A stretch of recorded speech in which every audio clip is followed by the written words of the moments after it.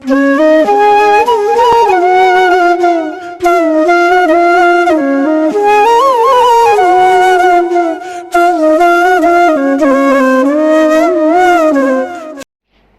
everyone, welcome to another new video. Today we will deal with a new spectrum, that is mythology.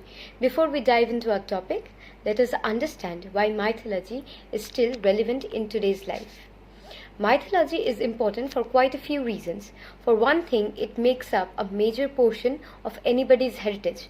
It is a constant reminder of who we are, where we come from. Every culture has its own legends, folk tales and myths, whether it may be Celtic by the way of Scotland, Ireland or Wales for example, or Germanic by the way of Gothic tales. To understand mythology, one has to define what comprises a myth. A good definition comes from the American Heritage Dictionary, which is a fiction or half-truth, especially one that forms a part of an ideology.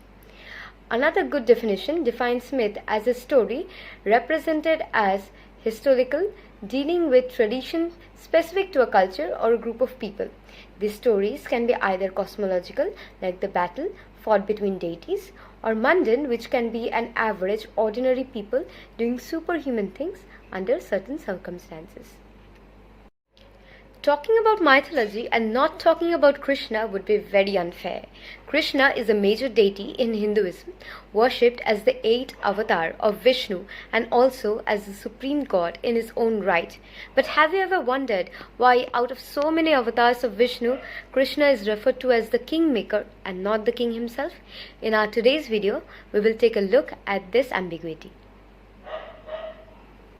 It all began, as it always does, with a misunderstanding that spiraled into a fight. Shukracharya served as a guru to Vishparva, the king of the Asuras. His daughter Devyani and the king's daughter Sharmishta were the best of friends until one fateful day when they went for a swim and in a hurry to get back home, Devyani accidentally wore Sharmishta's upper garment and was accused of being a thief. Devyani informed her father of this incident and Shukracharya threatened to leave the kingdom unless he was suitably reprimanded of his daughter. And so the king told his rude daughter Sharmishta that she would serve as Devyani's maid until she learned how to respect people. In time, Devyani got married to Yayati, the king of Hastinapur. Sharmishta followed Devyani to her husband's house as a maid. But one fine day, Devyani found her horror that her husband had secretly married her maid and they had had children together. When she complained to her father, Shukracharya cursed Yayati. He said his insatiable youthful lust had led to break Shukracharya's daughter's heart, and may he grow old, stripped of all desires. Shukracharya soon regretted this hasty curse, for he realized it would take away all the happiness from his daughter's marriage. So he mortified the curse and said Yayati would regain his youth if one of his sons agrees to suffer his old age. What actually is represented to this sect of the story is that Sharmishta accuses Devyani of stealing her clothes, and in turn Devyani accuses Sharmishta of stealing her husband. The conflict here is of the status: the king, his family, his advisors, his companions and his maid.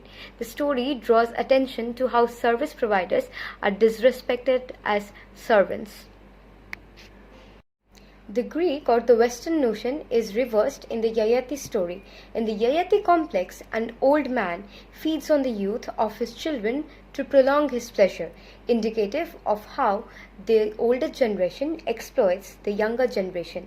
The gods first appointed Manu as the king to ensure mankind does not follow the way of the jungle, where the strong preys on the weak, known in Sanskrit literature as the Matsanyaya or the fifth justice.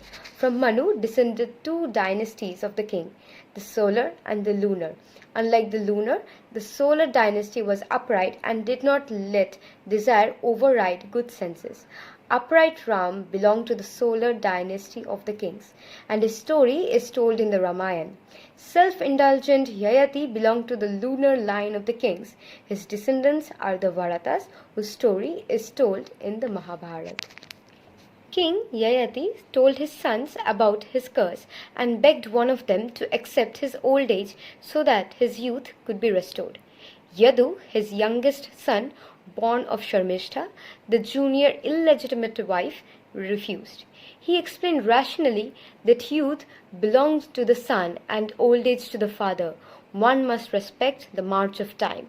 Disappointed, Yayati told Yadu to leave the house and cursed him that neither he nor his descendants, the Yadavas, would ever be kings. Puru, his youngest son, born of Devyani, the senior legitimate wife, agreed to his father's request. The happiness of the father is more than the happiness of the son. He said he would suffer his father's old age while his father enjoyed his youth.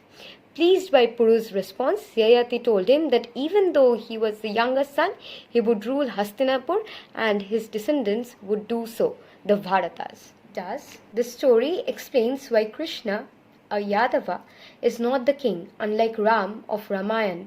We hear of Ram's coronation, Rampatta Abhishekam, and the kingdom Ram Rajya, but never of Krishna's coronation or Krishna's kingdom, as the latter is a Yadava, descendant of Yadu, and allowed to wear the crown.